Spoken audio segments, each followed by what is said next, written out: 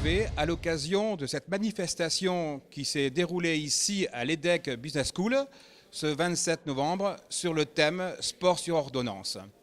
Et en présence de Monsieur Didier Hellard, vous êtes vice-président de l'Association nationale des élus en charge de sport. Et vous êtes aussi élu et chargé du sport à la ville de Marcq-en-Barœul. Monsieur Hellard, il y a évidemment énormément d'initiatives qui sont menées dans les différentes collectivités locales.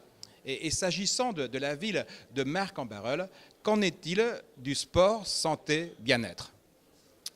Alors, si vous voulez, Marcq-en-Barœul, c'est une ville au cœur de la métropole européenne de Lille. C'est une ville qui a plus de 40 000 habitants et qui travaille sur la philosophie du sport depuis des années. Parce que sachez que sur la ville, il y a 54 associations sportives, 18 000 pratiquants, dont 12 000 licenciés sur la ville.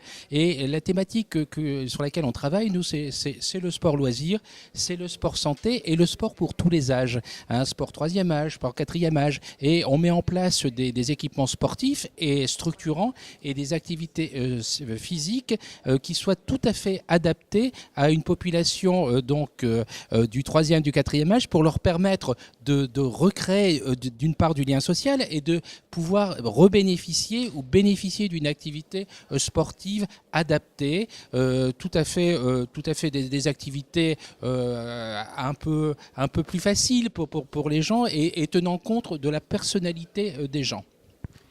Alors, Monsieur Hellard, on fait la différence, et tout à l'heure on a bien fait la différence entre sport santé bien-être et sport sur ordonnance.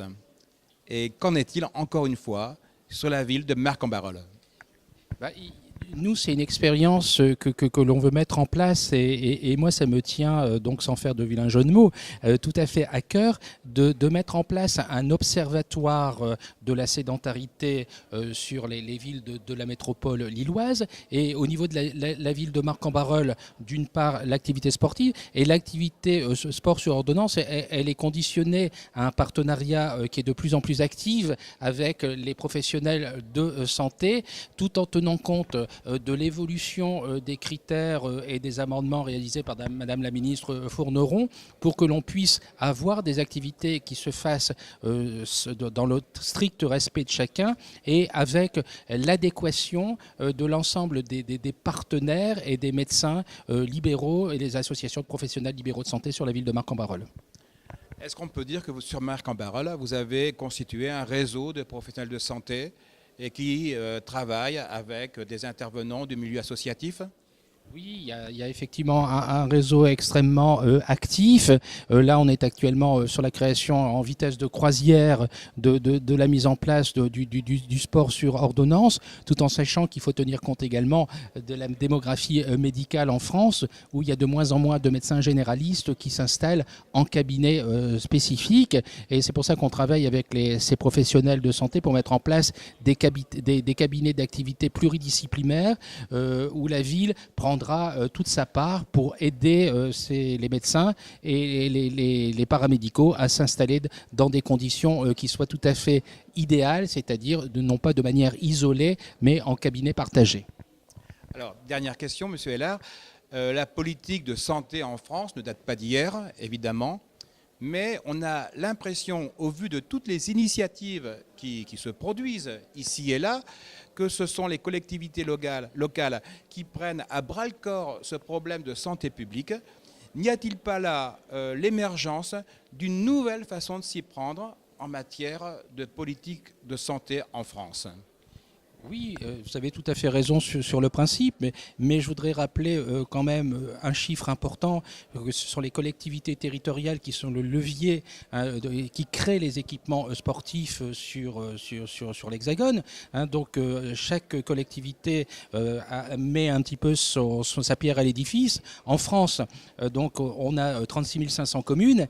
Nous, on a un réseau Landes qui fait donc 4 000 communes et l'enquête qui avait été réalisée par Landes montrait que plus de 80% des équipements sportifs en France sont créés par les communes. Donc les communes, quelques communautés de communes, mais plus de 80% par les communes, ces communes qui dépensent chaque année une somme de 12,8 milliards d'euros pour mettre en place des équipements sportifs. Et on sait que s'il n'y a pas d'équipement sportif, il n'y a pas d'activité sportive. Donc les freins actuellement donc à la mise en place de ces équipements sportifs, c'est d'une part l'argent public, l'argent public qui devient de plus en plus rare, et d'autre part l'absence entre les communes de mutualisation, parce qu'il faut travailler maintenant dans une optique de mutualisation pour essayer de travailler sur plusieurs communes, sachant que la dotation globale de fonctionnement, c'est-à-dire que l'argent de poche que l'État donne aux collectivités, se réduit de plus en plus. Donc ce qui est important, c'est que les collectivités se sentent investies d'une mission, d'un véritable enjeu de santé publique, et la meilleure preuve en est, ce sont les parcours du cœur, où de plus en plus de collectivités territoriales et de communes s'investissent sur ces parcours du cœur qui sont le plus grand événement de prévention santé en France. Et c'est un événement qui est créé maintenant depuis plus de 40 ans, qui a été créé dans le Nord, et donc on essaye de travailler sur cette thématique parce que les maladies cardiovasculaires sont vraiment un enjeu extrêmement important pour les collectivités territoriales, parce qu'on sait qu'on est dans une région qui est pénalisée, et on sait par exemple que dans le Nord-Pas-de-Calais, plus de 45%, donc en plus de maladies cardiovasculaires par rapport au reste de l'Hexagone.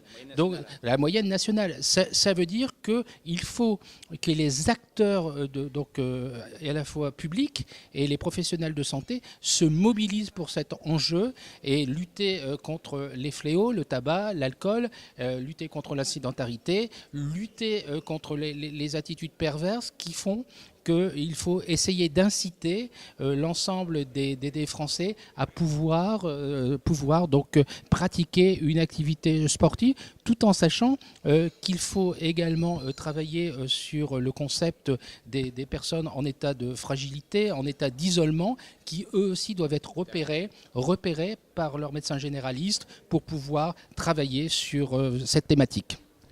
Monsieur Hellard, je suis admiratif quant à le contenu de vos propos, mais aussi à la manifestation de cet engagement.